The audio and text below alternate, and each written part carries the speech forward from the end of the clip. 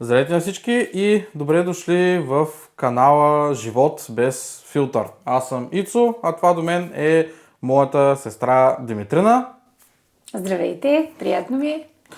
Сега, както най-вероятно някои от вас са забелязали и по декора отзаде, аз също съм част и от The Clashers Tech канала.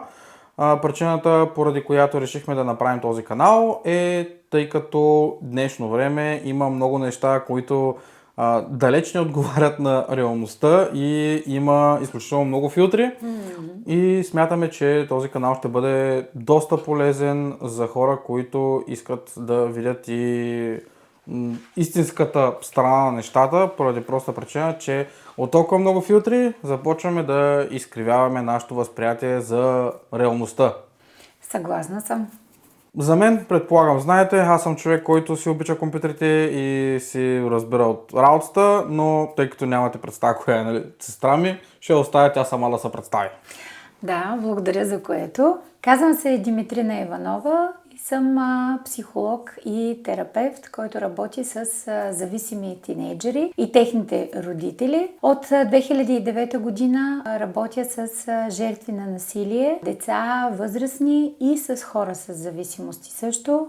Така че за мен ще бъде много приятно с брат ми да дискутираме различни актуални теми, които ще бъдат много полезни за подрастващото поколение, за младежите и естествено за хора на нашата възраст. Да, тъй като нашата възраст малко се разминаваме в това, тъй като имаме почти 20 години разлика. Искаш да кажеш нещо за възрастта ми? Не.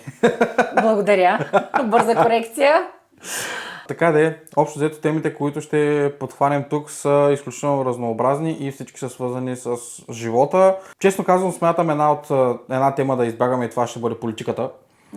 Тъй като това Съгласна съм. Да, това е нещо, което... Политиката е мръсна работа. Повечето хора си го знаем. Да, така че това може би е една от темите, които няма да коментираме. Разбира се, технологиите, тъй като сестра ми не е много веща там, но пък тук виж може да направим някакъв експеримент по някое време.